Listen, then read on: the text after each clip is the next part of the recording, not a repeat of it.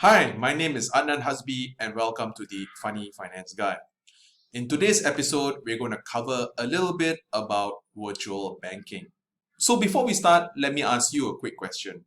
Have you used an e-wallet quite recently?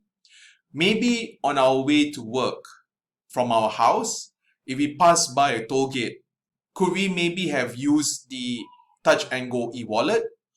Or maybe if we are buying a coffee from the coffee shop, could we maybe use the Boost e-wallet to buy that particular coffee? I remember maybe 1 or 2 years ago, every time when we use our e-wallet, what will happen is we will get a cash rebate. Needless to say, being a finance guy, I jumped to the opportunity and I signed up as soon as I found out that we can get some cash rebates. So much so, me being a super nerd, I actually tried using my e-wallet in a night market. And in this night market, as you can see, they are working with Touch and Go. Every time when we buy our food or our kueh or our fried rice or whatnot, we will get some form of cash rebate. Wonderful time. And the joke over there is try to spot me over here. So right now, let's ask ourselves, why am I even covering this particular subject of the virtual bank industry?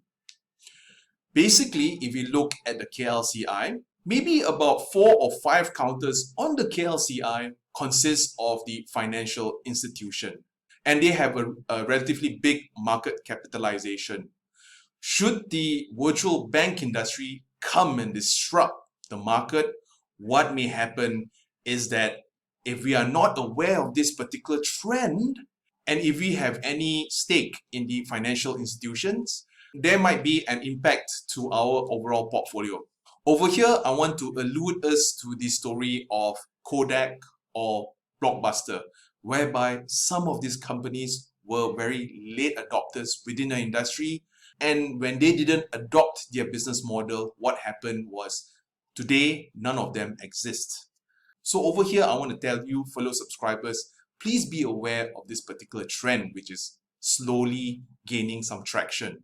Aside from that, I think some of the reasons why virtual banking may work in today's environment is, number one, it will enable banks to cut costs. Right now, if you look at a traditional bank, you will have to rent a building and you will have to have a lot of staff working in that particular building to do 2 functions. Number one is to get deposit, and number 2 is to lend that money. Assuming if we were to deposit money in the bank, sometimes if you're lucky enough, the bank may pay us maybe 1 or 2%.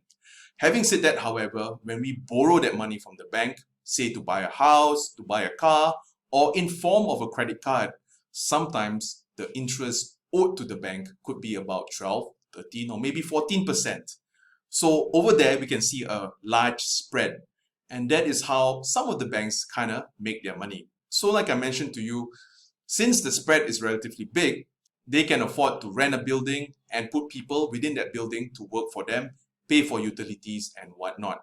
In fact, some of the larger banks listed on the KLCI has as many as about 2,000 branches inside and outside Malaysia. Imagine multiplying this cost of building rental, staff costs, and everything 2,000 times. So one of the impacts for virtual banks is right now, whoever works in the banking industry, it could be the retail banks or it could be the investment banks. These guys, I feel that with this business model coming and disrupting the whole industry, many jobs, I think, in the future may be impacted. And I do hope I'm wrong. So that's the first thing which I noticed. So with regards to virtual banks and how it may work is, with our handphone alone, that will be the distribution channel for its users. And on top of that, should the adoption rate become much higher, even companies may adopt to pay staff salary via the virtual banks. So over here, we may see a lot of physical banks being relatively redundant. And right now, with only an app and also some computer servers to store all the data, virtual banks may be something workable. So that's the first thing. The second thing which I see for the fellow users is that for me, if I want to do some banking, back in the day, I had to find parking, number one. Number two, once I get parking, I had to line up physically. Number three, I had to fill up a bunch of nonsensical forms. And number four, I needed to talk to the officer and he amends my form. It was like a 1 or 2 hour process. It was so painful with regards to traditional banking. Right now, let's imagine only with an app, we will be able to do all our banking. I think this will be a game changer. And number three, there are a couple of underserved communities, and one of them are gig workers. May it be Grab drivers, may it be freelancers. A lot of them may be getting their pay via PayPal, or a lot of them may be getting their pay via Grab. So with the adoption of virtual banks, right now, all of these gig workers will be able to have a bank to overlook their financial needs. So I guess the concluding remarks over here I want to give to everyone is, number one, I noticed that the government has been giving money via e-wallets. I think it's been 2 or 3 times already. So with that, all of a sudden, the adoption throughout Malaysia has skyrocketed. That's number one. Number two, the trend which I noticed is Malaysia is the hub for a lot of Sharia type products, and they are the forerunners of Sharia type products. Now, assuming if we have the virtual banks working right in Malaysia, and we use Malaysia as a test bed, and right now, assuming there's Grab Wallet, there's BigPay, or there's Axiata, they have presence all over the region.